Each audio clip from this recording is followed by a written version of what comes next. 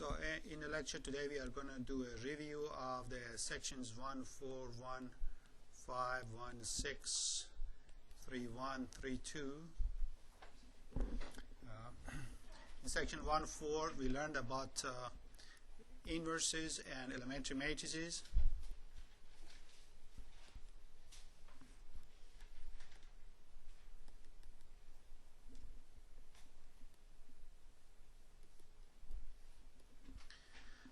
Remember, there were three kinds of elementary operation: one multiplying a row by a number, one exchanging two rows, and one that was kind of playing the major role was adding a multiple of a row to another row. So let's focus on that, adding a multiple of a row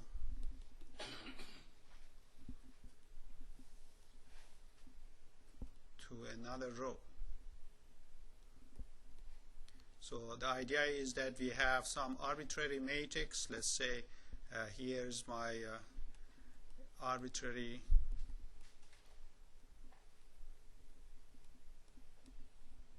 matrix. What I want to do something to this. We call that activity E. We are acting on the matrix A, and what I desire to get is, for example,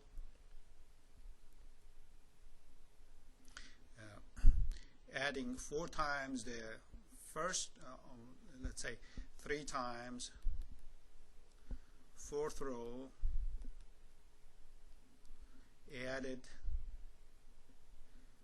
to the first row. So I want to take this row, add it to this one. I want to multiply it by 4 first. So what I want to take, like, add 4 of this to that. So this is 4m, and b plus 4j, and c plus 4o, and then d plus 4p. So I had to make a bit more space here.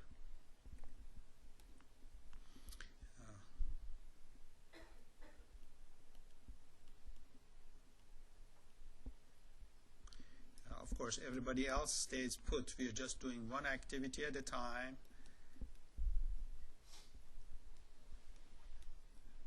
Okay, so this is a physical description of the activity. This is the name of the activity. You're acting like a function. You say do this, and that's what you want to happen. The question we had at that time was, can the same thing be done by matrix operation?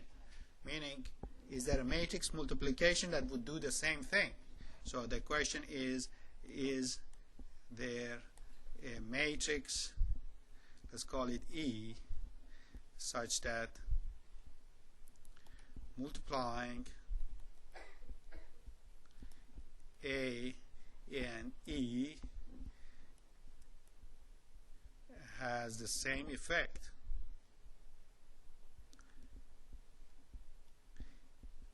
Shouldn't it be? And if yes, yes. Oh, 3 times 4th row. Oh, yeah, yeah. 3 times 4th row. Sorry, I went ahead of myself. 3 times 4th row. So, how that's readable.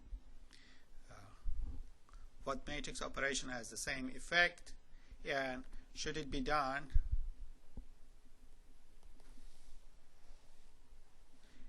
as matrix A times matrix E, or should it be done the other way around? Well, we practiced quite a bit on this. We found out that there is a matrix that does this job, and the way to get that matrix was what? You take the identity, and due to the identity what you want to do to your arbitrary matrix, in which case you want to add 3 of this, 3 times the 4th row added to the 1st row. So what would be the entry here? So it would be 3. And what kind of matrix multiplication would do the job for me? AE or EA? Yeah, EA would have been like 1, 0, 0, 3, and 1.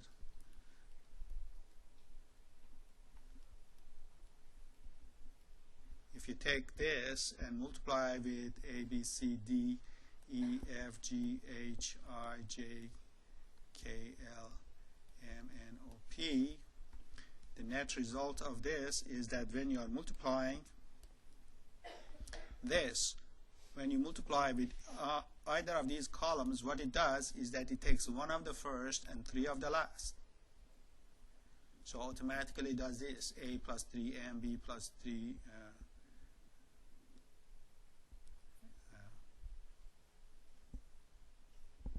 Another mistake here. Sorry for that. I'm rushing through this. This is a N. Is that what you wanted to tell me? Okay. Okay. So when I multiply 1 of the first, let me make space for myself. So first plus 3 of the last, and then again first plus 3 of the last, the first plus 3 of the last, and the first plus 3 of the last. These are copies of the identity matrix. It doesn't do anything when you multiply. This is just picking the second element, this is picking the third, this is picking the fourth, so they just stay put as they are.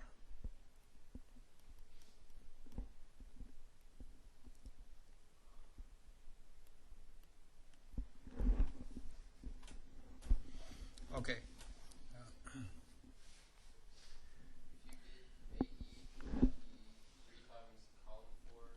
Yeah.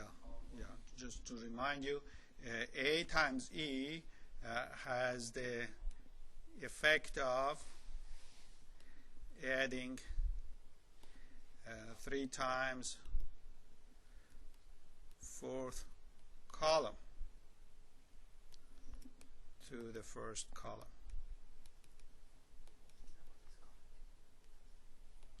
Okay, so if you are on the left or on the right, it makes a difference as to if you are operating on the rows or the columns. Okay, the main advantage that we had with these matrix operation was that all the steps of Gaussian elimination can be characterized as multiplication by these elementary matrices.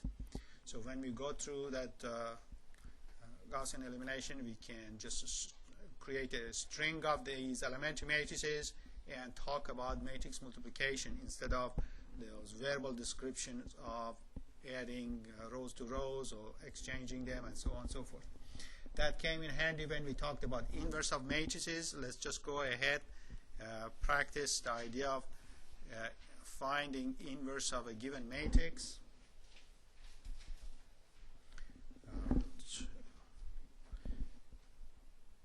So suppose I ask you, find if the given matrix has an inverse. If it does,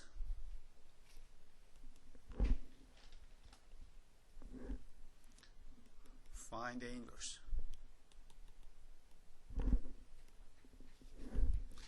Then check.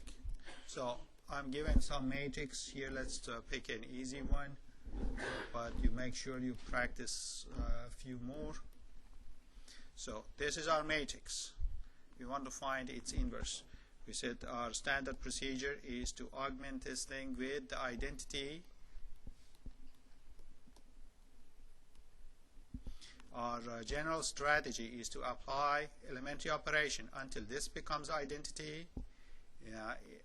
Apply the same operation to this, and that's going to turn into the inverse. We explained why does this thing work by appealing to those idea of elementary matrices before. Now let's go ahead. So this is a strategy, and now we actually want to carry it out. While you're doing this thing, you want to write down the steps you're taking so that if you have an arithmetic mistake, those steps will gather you some partial credits. So our first round of activity is to do the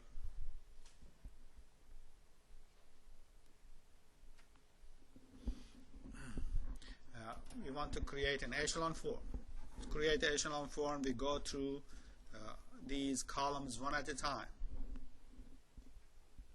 We said we have two styles. We can get rid of these entries and then come back at the end when we are all done with that. We can go back and then get rid of these. That was one of the styles. There are other styles you can carry out. Now let's go ahead and do it. So I want to get rid of this entry. We always have a pivot element. We use a multiple of the row containing the pivot to get rid of the entries below the pivot. So to get rid of this one, it's quite obvious what we need to do. What do I need to do? Minus row 1 plus row 2 is going to be my row 2. Just subtract the first from the second. So if I had some other entry here as well, I would have listed that activity here and try to carry out both of them at the same time so that I don't have to write too many things. But right now this is 0, so we are saved by that. We don't need to worry about it. So I have 1 0 1 1 0 0. Subtracting this from this, so I get 0. This is still 1. Subtracting this from here, what do I get? Minus 2, is that right? So this minus that, this minus that, this minus that, and so on. The last one we said, luckily we don't have anything to do. Okay, so this row is processed, we are completed in that regard. Next is we have to get rid of this entry. Well, exact same thing that we did, except now what row do we use? Row 2. So I say subtract row 2 plus row 3. So this is your pivot. You multiply the row containing the pivot by a number such that when you add to this, cancels this element.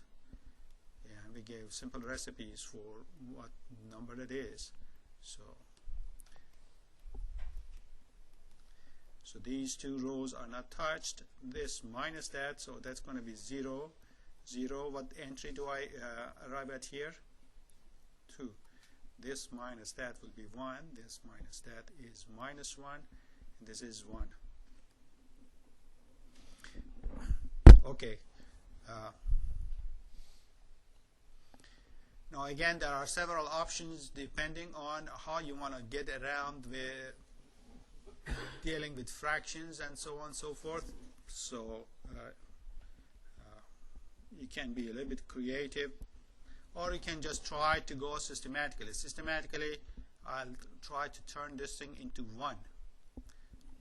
Why do we want to do that? Because we are trying to turn this into identity. So we want this to become identity, and this becomes A inverse. Okay, if I want this to be identity either now or sometime at the in the future, I have to turn this thing into 1. It's your choice. We might as well do it now. Yeah. Yeah, that would be smarter to do that, because you are saving a little bit of a headache here of dealing with fractions. So when you are doing this thing by hand, you can look around to see what is advantageous for you to do. It's like a little bit of a chess to try to see a bit ahead of yourself to see would this move be better than other move or not. But there is no way of kind of writing an algorithm of that sort. So let me just follow the suggestion. Suppose you want to get rid of this entry and turn it into a 2, and turn it into a 0. So what do you do? R3 plus R2 goes to R2. Or you could have turned this thing into a 1. Well,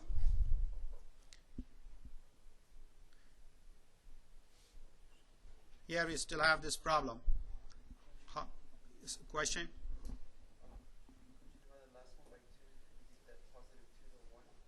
Yeah, both of them are possible. So I was afraid that create a confusion by giving a choice here.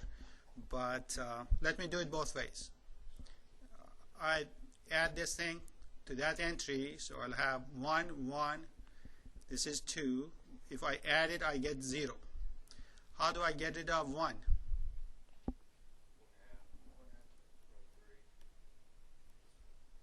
I should make it negative, is that right?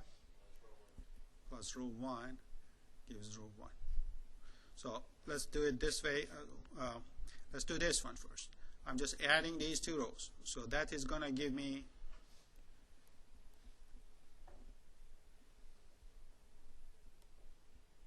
what entry do I have here? 0. Here, 0. Here, 2. Is that right? You're just adding these two rows. Now, minus half of this row added to that row. What is that going to get me? So I have minus a half plus 1. So that is going to be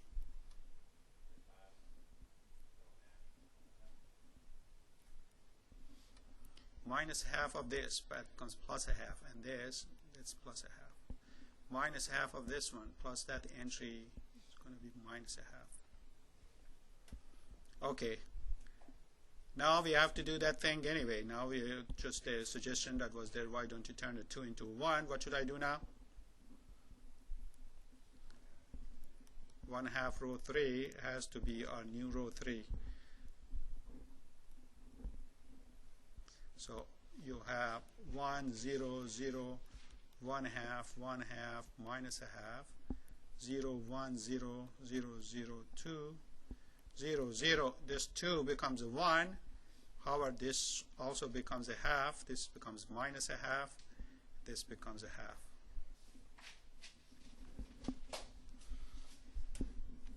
Now, have we made any arithmetic mistake or not? We are claiming that A inverse is this quantity.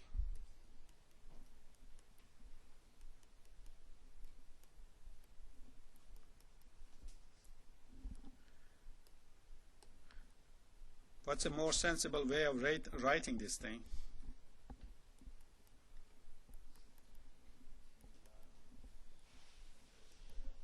You mean what? Factor the halves out, is that right? What's going to be inside now? 1 1 minus 1 0 0. This one 4. Here 1. Okay, it's a lot easier to live with that than with that kind of a mess. Now, if we want to check, for example,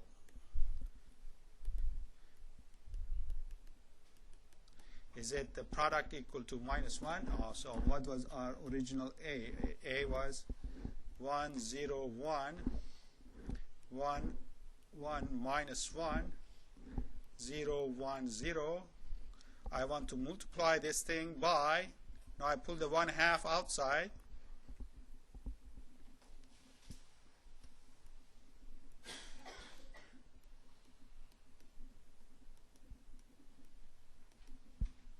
So let's see if I made plenty of mistakes or not. This times that, what do I get? And then times a half. 1. Okay, now that row times this, what do I get now? 0. Times the last one, 0 again. Is that right? Because 1 times minus 1, 1 times 1 is 0. Now 1 1 minus 1 times these entries. So I get 1 0 minus 1. So thankfully that is still 0. 1 0 plus 1 makes it 2. Is that right? And then times a half. No. Minus 1. That's right. Minus 1 plus 4, and then another minus 1. That is spelling trouble. Is that right?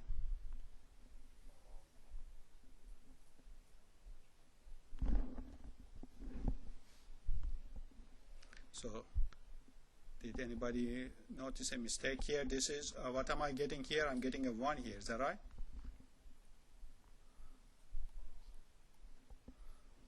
So I have a mistake somewhere.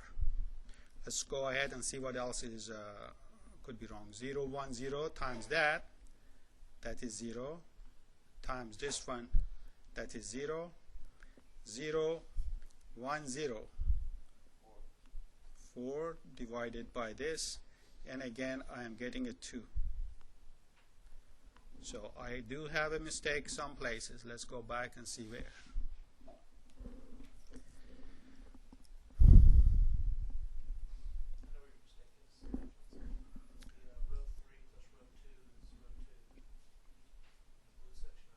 Here, row 3 plus row 2.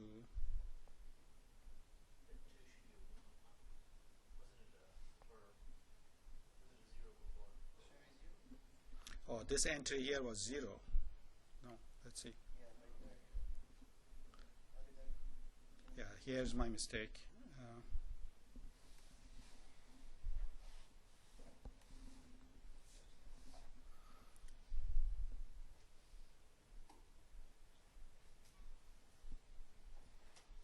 Okay, so the 0 copied over here incorrectly. Now, row, thank you for that. Row 3.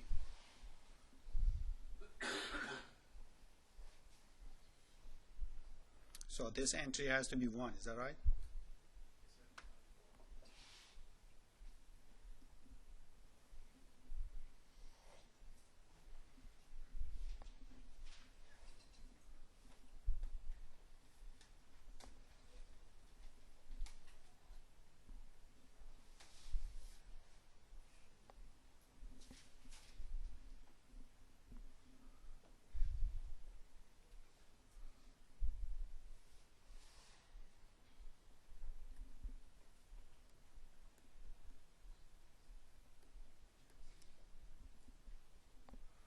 Let's check again. So this entry was not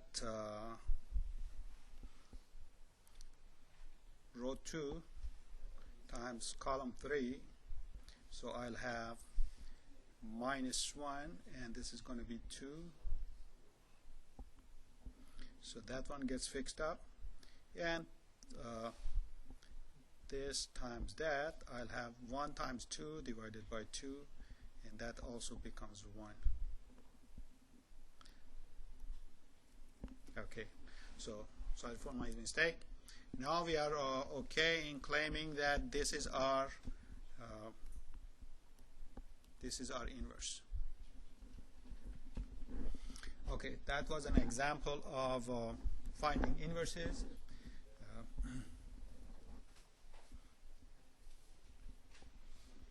Let me quickly ask you some basic questions. Some of the matrices have easy to find inverses. Suppose I have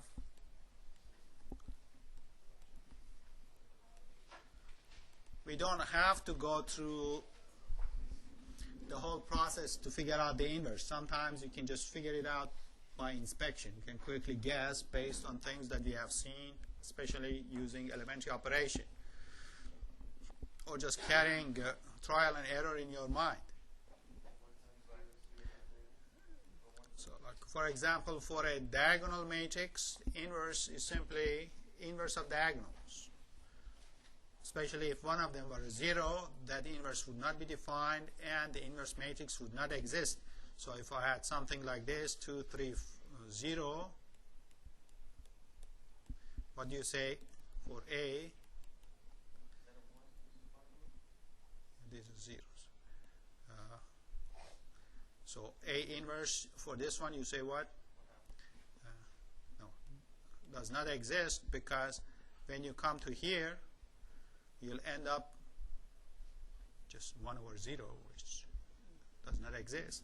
So inverse of certain matrices does not exist. Some of them are easy to tell, but in general that's not so easy to tell that certain matrix would not have an inverse. How would you have known something doesn't have an inverse? If you carried out such a process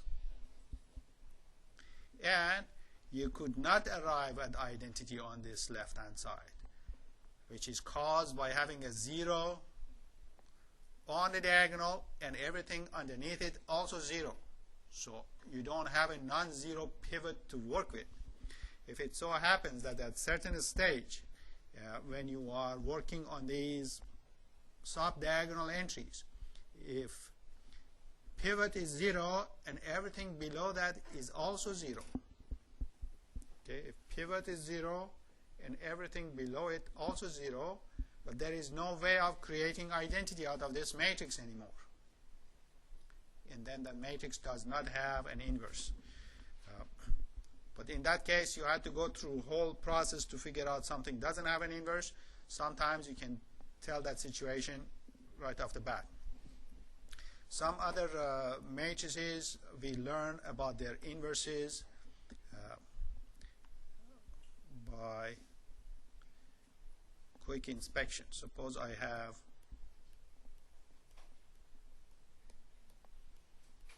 what's the inverse of this one? Hint, it's actually an elementary matrix. So we have covered what the inverse is. If you think about change the 5 to -5, what does this matrix do? It adds 5 times the 4th row to the 3rd row.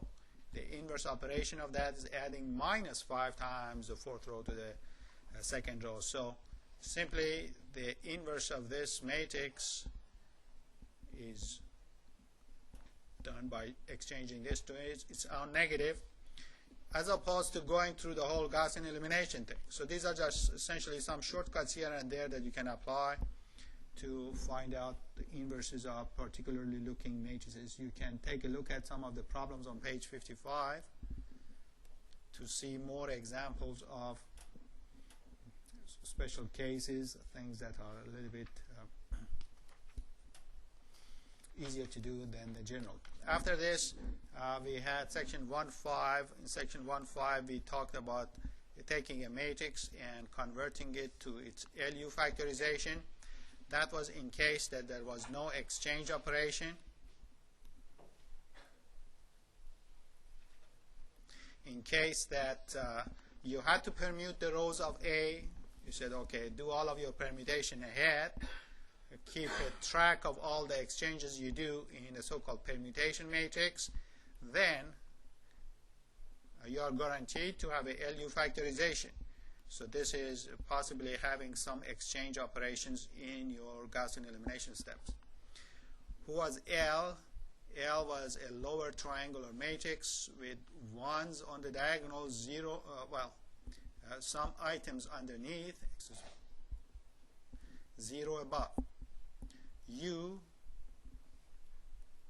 was a matrix which was upper triangular, meaning here you had non-zero entries, and down here was 0. What was the reason we were doing LU factorization?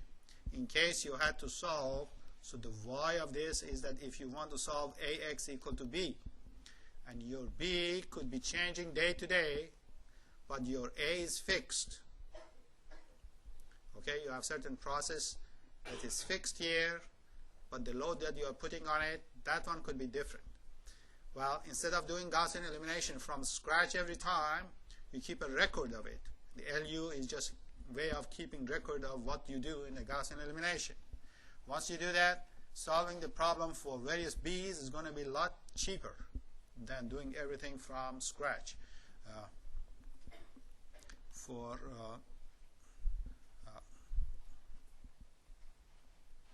several choice of B with same A. So B could be different from day to day. A is fixed. LU is more economical than doing stuff from scratch. Example of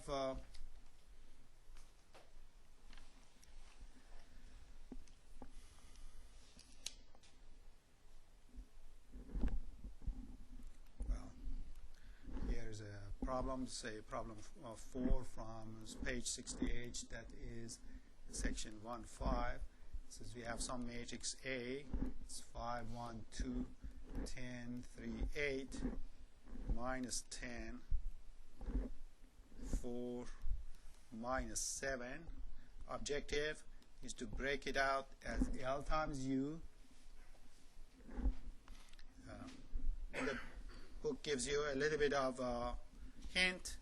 That's just going to be LU. You don't need any permutation. So don't permute things then. Don't mess it up by pushing a permutation. Okay. What is the process we go through? We take the Gaussian elimination, the usual steps. We try to get rid of these entries.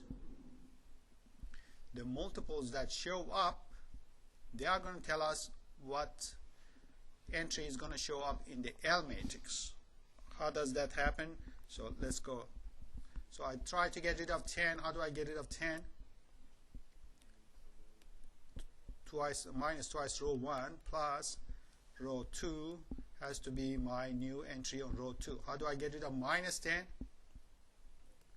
2 row 1 plus row 3 goes to row 3. We do these things. At the same time, we keep track of entries on L. Who is going to be L? L is a lower triangular matrix, is a unit lower triangular, meaning these guys, by convention, we set them to be 0. These are by convention ones, up here by zeros. So what is going to be here? How do we figure that out? Yeah. Change the sign and -2. So we already more than 50% done. So we have 5 1 2 minus twice added to this, minus twice added to that. What's the entry I get here? Minus twice this plus that, I get a total of 4. Now add twice this to that entry, twice this to this entry, twice that to this entry.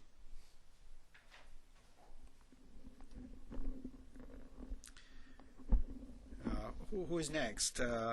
Well, got to get rid of this, and to do that we need minus 6 row 2 plus row 3. Okay, so remember, always we work on the pivot. Those rows and columns are out of the picture. We are working on the smaller matrix. This is going to go to our row 3. So we have 5 1 2 0 1 4 0, and this is better be 0. And what is this one? -27 looks like. Is that right?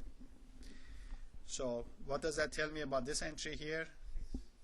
6. So who is U? What is left out of this after you have gotten rid of all these entries here? Once you have achieved your format, what you have is your U. What if you want to check, is LU actually your A? That is, you have to check 1 2 1 minus 2 6 1 0 0 0 times 5 1 2 0 1 4 0 0 minus 27 better be what we have. So this times these 3 columns, it just copies it through. So first row times 3 columns, you have no problem with this. Twice that plus this, so that's going to be 10. Twice that plus this is going to be 3. Twice that, and that one makes an 8. Minus twice that, minus twice that plus 6, I get a total of 4. Is that, we are on the right track? Thank you. So minus 4 and 24 and minus 27 makes a total of minus 7, which is, yes, what we started with. This is indeed matrix A, so we are safe. Thankfully I didn't make a mistake on this one. And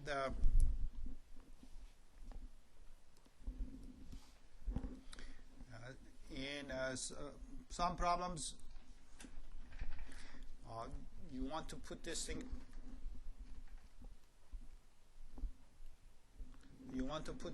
to some use, and the book might give you the LU factorization and give you the right hand side and ask you to solve for B. Example of those are problems such as 9 through 16 in this section, and then more, just to have something a little bit different thrown into the mix. Let's let me, since we are short of time, you do a larger case yourself. So here in the problems from 33 through 36, it says, okay, sometimes you need to do a permutation. Suppose I did the permutation to the matrix, and after that I broke it into LU. Now I want you to solve AX equal to B. So here let's take a small case, 33. It says, okay, suppose the matrix P turned out to be just this, and A, we have forgotten about it by now. We don't want to even go find it. So the book insists don't try to find A and subvert the process. We want you to see how this gets to be used. So this is P. A, whatever A is. This is L. This is U. Some right hand side is given to you. Now, question is, okay, we have everything. The only thing we want is the X. There was one step that I mentioned we need to carry out here, otherwise our solution would not be right. What do we do?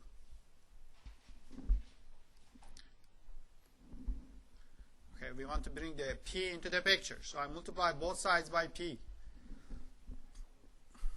Then I'm going to substitute this thing by, so this is P times A, now matches the way it's given to me in the problem. P times A is given, so that's going to be my LU.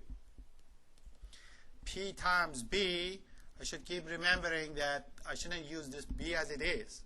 I have to do the same permutation to the right hand side that gets to be used on the left side. So that is going to be something else. So after you do the permutation here, what is your B? You see, you multiply B with P. What does P do? Exchanging row 1 and 2. Is that right? So you do the same thing here. It's 822. Or just multiply. 0, 1 times that is 8. 1, 0 times that is 22. So now this is our B, B prime. How do we solve these problems? Again, this is the only way that is acceptable for you, from you, because you are insisting on this to see the benefit of it. This, we call that Y. So temporarily we go and try to solve Ly equal to B prime. So strategy is to solve this to get Y. Next, come and say, well, where did Y come from? Y was a name for UX. You know U. This is your U. You know Y. In the previous stage, you're going to get it. You are going to solve this to get X. Okay, let me say only. Now this might look like we're making life hard, but really we're trying to get the point across that is very significant. So on exam, that's the only one that's going to be acceptable. What do we do with this thing? Well, our L, that's right, L was 1, 2, 1. Y, we try to find. B prime is 8, 22. Okay, this is our L. How do you solve it? Well, these problems are super simple. You don't really sweat on it that much, because that's the point. The Gaussian elimination is already done. You're just doing either forward elimination or backward elimination. So here you have y1 is equal to 8. twice that has to be plugged here, and then you are supposed to get y2. So what is y2? 6. So this is a stage 1. Then at stage 2 it says, okay, where did y come from? Y came from u times x. So we say our u, you remember here's our u. 2 minus 1, 3. 2 minus 1 is minus 3. Minus 3. Okay, u times x, x now little x is equal to y, which we got on the previous stage, 8, 6. Same business as before. We write this out, 2x1 minus x2 is equal to 8, and minus 3x2 is equal to 6. Again, this is a simple version of Gaussian problems. You don't need to do anything other than substitution. This time you start from the bottom. x2 is equal to what? Minus 2. Is that right? You move it back up here, and so minus 2 becomes plus 2. Move it to this side, becomes again minus 2. I have 6 divided by 2, and my x1 becomes what? 3. So 2x1 minus x2 is indeed. So what is our final solution? X that was requested was 3 minus 2.